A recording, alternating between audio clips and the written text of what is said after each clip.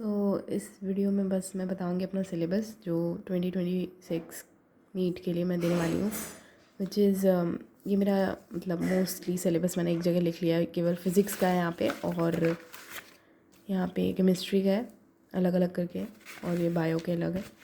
तो इसमें मैंने अभी कुछ ही टिक किए, ज़्यादा नहीं किए हैं। विच इज़ मैंने ये जो चैप्टर्स है ना अलॉन्ग विथ NLM ये नहीं देखा है डिटेल लेक्चर्स मैंने नहीं देखे हैं, क्योंकि मुझे बहुत लेट मैंने पढ़ाई शुरू की इसकी। और वर्क पावर मैंने कर लिया है, COM कर लिया है, सर्कुलर मोशन कर लिया है, रोटेशनल कर लिया है, ग्रेविटेशन भी कर लिया है, और ये भी चल रहा होगा बैच में, पता होगा।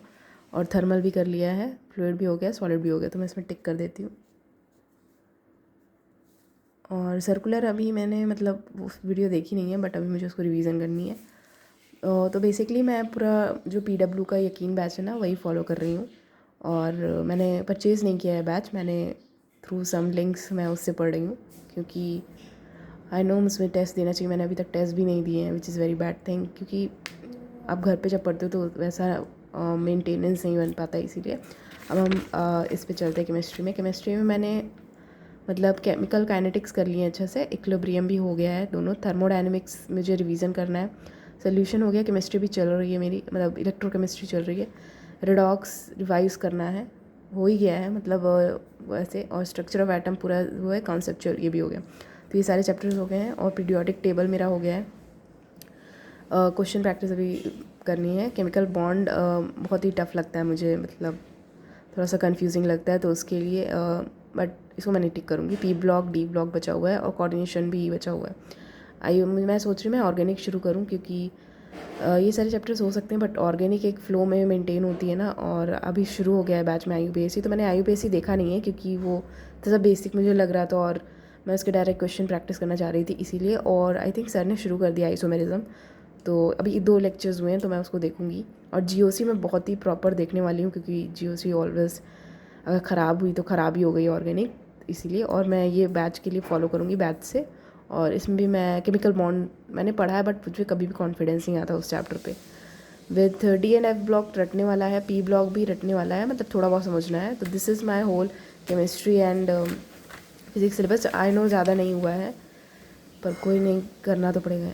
मैंने इसमें सारे चैप्टर्स मोस्टली देखो, सेल मैंने पढ़ लिया है, बायोमोलिक्यूल्स पढ़ ही लिया है, फोटोसिंथेसिस रेस्पिरेशन मुझे इतना टफ लगता है, तो इस पर मैं टिक इसलिए कर रही हूँ क्योंकि मुझे ये हमेशा रिवाइज़ करना, हमेशा मैं भूलती हूँ इसमें। मैंने ये सारे चैप्टर्स पढ़ लिए।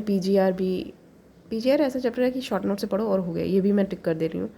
फ्रॉक कॉकरोच मैंने पढ़ लिया है।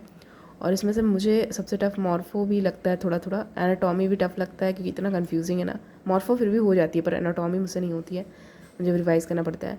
और इन दोनों के एग्जाम्पल्स मुझे याद करने पड़ते हैं, PK मतलब प्लांट किंगडम और एनिमल किंगडम। और ये मेरा 12th का सिलेबस है, तो इसमें मेरे सारे चैप्टर्स मैंने पढ़े हुए हैं। मुझे बस एक बार NCERT रीड करना है और क्वेश्चन प्रैक्टिस करनी है, और ये सारे चैप्टर्स है। बट इसमें मैं सोच रही हूँ एक बार लेक्चर्स देख लूँगी, ऑब्वियसली जेनेटिक्स के, which is molecular and principle, ये दोनों मैं देखूँगी, क्योंकि ये दोनों बहुत ही ऐसे होते हैं ना, बेस फॉर्मिंग चैप्टर्स होते हैं। इवोल्यूशन ईजी चैप्टर मुझे लगता है, ये दोनों भी अच्छे। बायोटेक भी मैं सोच रही हूँ देख लूँ, बट मुझे आती है थोड़ी बहुत।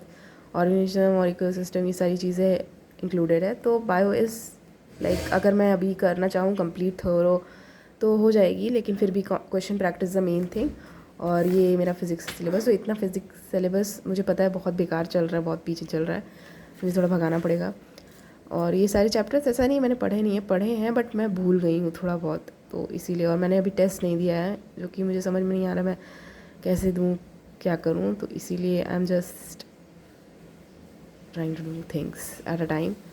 मैं ऐसा नहीं चाह रही हूँ कि मुझे वो चैप्टर आए बट लास्ट के लिए मैं छोड़ दूँ, तो अभी मैं ये सारी चीज़ें कंप्लीट करूँगी, तो इसीलिए मैं ये वीडियो बना रही हूँ, ताकि मुझे ना टाइम टू टाइम मुझे अपडेशन भी मिलती रहे, और आपसे मैं शेयर भी कर पाऊँ कि मैं कहाँ पे हूँ, कहाँ पे लैग कर रही हूँ, कहाँ पे पीछे हो गई हूँ, कहाँ पे हुई नहीं, तो वो सारी चीज़ें मुझे मैनेज करनी है। तो I think this is for this video. और अगर टेस्ट दूँगी तो डेफिनेटली बताऊँगी।